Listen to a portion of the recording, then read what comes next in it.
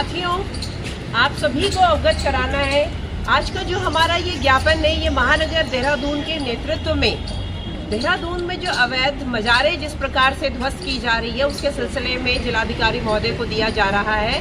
एक मामला संज्ञान में आया है कि केनाल रोड पर एक मजार जो है, जिसे रातों रात ध्वस्त कर दिया गया और उस पर एक दुर्लभ प्रजाति का हमारा पेड़, पीपल का पेड़ भी मौजूद था, जिसको भी वहाँ से काट दिया गया है। और सबसे बड़ी हैरान करने वाली बात यह है कि मजार ध्वस्त कर दी गई, पेड़ वहाँ से गायब हो गया, लेकिन उस स्थान पर वहाँ पर एक दुकान बना दी गई है। और ये तो एक ही मामला है जो कि संज्ञान में आया। ऐसे पता नहीं कितनी इन्होंने अवैध मजारें और मंदिर जो ध्वस्त किए गए हैं, वहाँ पर भू माफियाओं द्वारा जो है अवैध कब्जे किए जा रहे हैं, जिसका पूरा संरक्षण सरकार के संरक्षण को प्राप्त है। उस संरक्षण में ये इस प्रकार के कब्जे किए जा रहे हैं। उत्तराखंड क्रांति दल का स्पष्ट मानना है कि हम किसी भी बात का विरोध नहीं करते, किंतु यदि सरकारी जमीन पर अवैध मजार ध्वस्त की जा सकती है तो उसी जमीन पर अवैध निर्माण किसके कहने पर करवाया जा रहा है, इसके लिए ये ज्ञापन हम आज जिलाधिकारी महोदय को दे रहे हैं। और ये सरकार की तानाशाही देखिए कि जनहित के मुद्दों पर जब जब उपराध यहाँ पर आता है, ये लोग हमको यहाँ से अंदर नहीं जाने देते हैं। और न ही जिलाधिकारी महोदय, पूर्व हमने कल उनको यहाँ पर प्रार्थना पत्र उनको दिया था कि कल हम 12 बजे उनको एक ज्ञापन प्रेषित करेंगे अति आवश्यक मुद्दे पर। उसके बावजूद भी जिलाधिकारी महोदय जो है हमारी बात को सीरियस नहीं ले रहे हैं। तो मैं पूछना चाहती हूँ जनता से कि ये इन पर किसका दबाव बना हुआ है, किसके दबाव में आकर ये इस प्रकार के वो करना चाह रहे हैं। उत्तराखंड क्रांति दल हमेशा ही जनता के हितों का पक्षधर रहा है।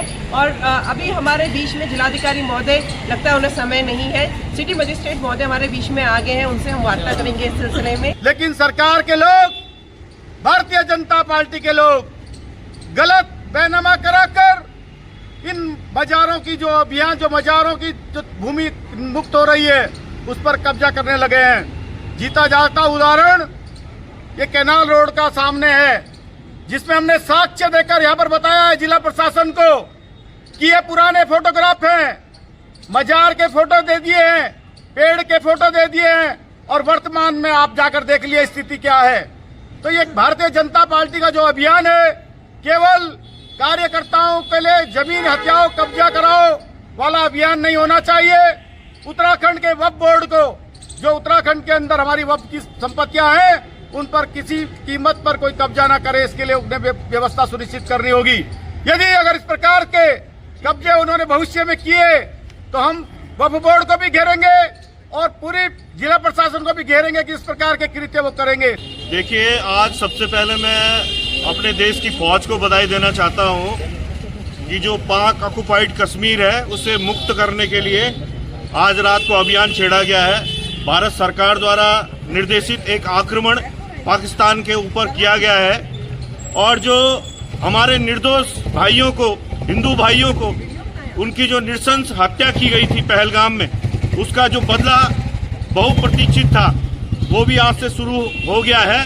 तो सभी देशवासियों को मैं पहले बधाई देना चाहूँगा और मैं कहना चाहूँगा कि ये मौका है कि जो हमारी गंगा जमुनी संस्कृति है, हिंदू, मुस्लिम, सिख, ईसाई, हम सब हैं भाई भाई, उसी सिद्धांत पे चलते हुए हमें अपने देश की फौज के पीछे खड़े रहना है और पाकिस्तान को ऐसी शिकस्त दिलानी है जिससे भविष्य में वो इस तरह की आतंकी हरकतें करने से बाज आए।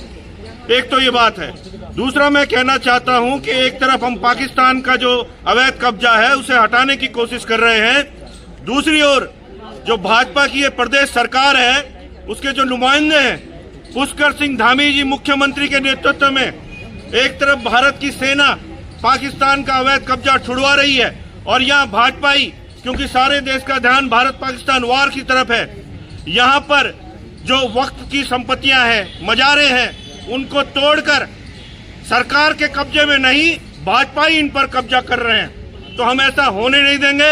हमारा दल क्षेत्रीय दल है, जो मूल निवासी मुस्लिम भाई हैं, जो जय पहाड़ जय पहाड़ी बोलते हैं, हम उनके साथ खड़े हैं। जो हिंदू बेटियों को अपनी बेटियों की तरह मानते हैं, उन भाइयों के साथ हम खड़े हैं और हम ऐसा जो जघन्य अपराध इस देहरादून में किया जा रहा है, अवैध कब्जे किए जा रहे हैं, रोहिंग्याओं को बसाया जा रहा है, उसके खिलाफ भी हम जो है आंतरिक जंग यहाँ देहरादून में छेड़ेंगे।